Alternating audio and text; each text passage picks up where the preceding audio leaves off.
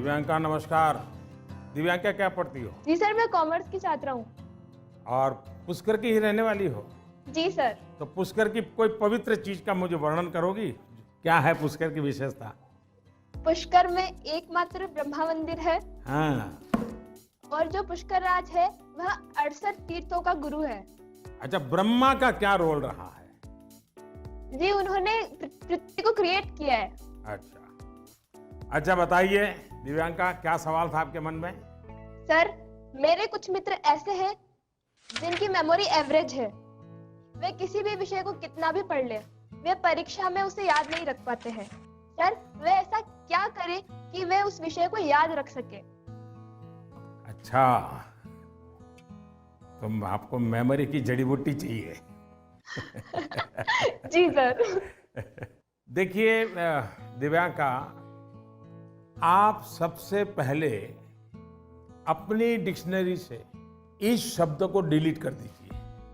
आप सोचिए ही नहीं कि आपके पास याद करने की शक्ति नहीं है। अगर आप खुद से जुड़ी कुछ घटनाओं को देखें तो आपको पता चलेगा कि वास्तव में आपको बहुत सारी चीजें याद रहती हैं। जैसे आपकी मदर टंग, क्या मदर टंग आपने किसी को बहुत ग्रामर के साथ पढ़ाया था, क्या सिखाया था क्या?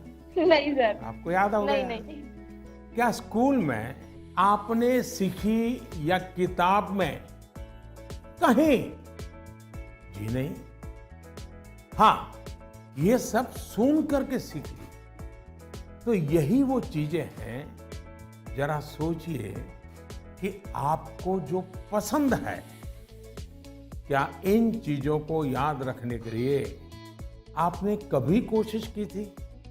वो बातें जिनसे आप पूरी तरह जुड़ गए हैं, मग्न हो गए हैं, वो बातें जो आपका हिस्सा बन गई हैं, आपके विचार प्रवाह का हिस्सा बन गई हैं, उन्हें आप कभी नहीं भूलते हैं। दूसरे शब्दों में कहूं तो ये मेमोराइज नहीं है, एक्चुअली ये इंटरनलाइज है।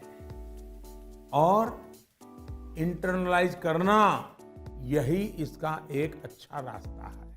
और इसलिए आपको याद करने पर जोर देने के बजाय आपको उसे जीने की कोशिश करनी चाहिए। सहजता, सरलता, समग्रता के साथ।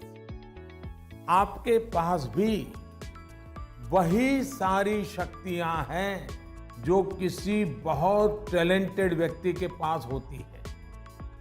सोचिए, अपने भाई या बहन के साथ अगर आपका झगड़ा हुआ हो तो वो आपको एकदम याद रहता है, आप उसे भूलते नहीं हैं। यहां तक कि आपको यह भी याद रहता होगा कि उस समय आपके भाई बहन ने कौन से कपड़े पहने थे, आप खड़े खड़े लड़ रहे थे कि दौड़ते हुए लड़ रहे थे, सब याद होगा। एक एक वाक्य याद होगा। जी सर। यानी इसका एक मतलब यह है कि आप उसमें फुली इन्वॉल्व थे, आप उस क्षण को पूरी तरह जी रहे थे।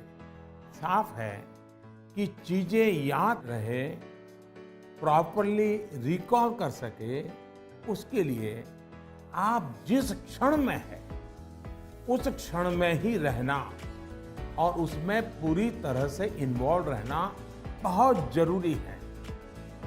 यानी हम पढ़ाई कर रहे हैं, किताब हाथ में है और मन है खेल के मैदान में, सहेलियों के साथ, दोस्तों के साथ, फिर तो मामला गड़बड़ हो जाता है।